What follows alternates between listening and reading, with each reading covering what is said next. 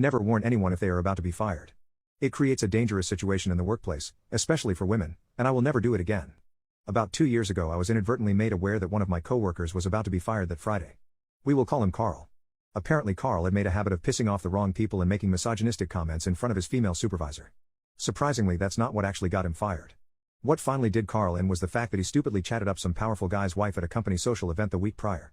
Rule number 1 for company social events: never ever be too chatty with random women at these events. Stick to the people you know. You never know who she's married to and how powerful and insecure her husband may be. I only found out about Carl's pending firing because my job duties required me to spend a lot of time around upper management. My proximity to the halls and offices of upper management allowed me to overhear a conversation about his pending firing, and since none of the upper management personnel was aware that I knew Carl personally, they spoke freely about him right in front of me. They laughed for several minutes about everything involving Carl. From his mediocre work ethic, the chatting up somebody's wife incident, his wardrobe, and the inappropriate misogynistic comment he was accused of making in front of his female supervisor. I basically sat there stone-faced and disinterested to hide the fact that I knew Carl personally. It must have worked because they kept going on and on about how mediocre he was. When I was finally able to sneak away, I consulted one of my buddies for advice. Told him that Carl was getting fired on Friday and asked if we should warn Carl. This was on a Monday afternoon, and we both agreed that despite Carl's many flaws it would be the decent thing to do to warn him so he can start his job search a few days early. Huge mistake. The next day, Tuesday, arrives and we invite Carl out to lunch. After we're all done eating, we break the news to Carl. We tell him that we caught wind that he's getting fired on Friday and there's nothing he can do to reverse it. We also advised him to start his job search immediately and to call out sick on Friday so that they are forced to fire him over the phone versus humiliating him by having him escorted out by security on Friday, which is standard procedure. We also made him promise to keep a low profile the rest of the week and not make it obvious that he was aware of his fate.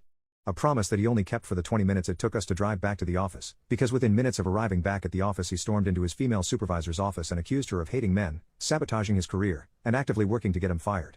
We weren't present for this part of the story, but apparently after storming her office so aggressively she asked him to leave her office. When he refused, she literally screamed for help. That's when several people within earshot came running to see what was taking place. When they forcefully removed him from her office, he took off running to HR. But in the midst of all of this chaos, his supervisor panicked and pulled the fire alarm, assuming that he was running off to get a weapon to come back and harm her with. I was completely oblivious to all these events, so when I heard the fire alarm I assumed it was a normal fire drill. Everyone on my floor casually exited the building via the stairwells, but when we made it outside we were greeted by several police vehicles arriving and cops literally running full speed into the building.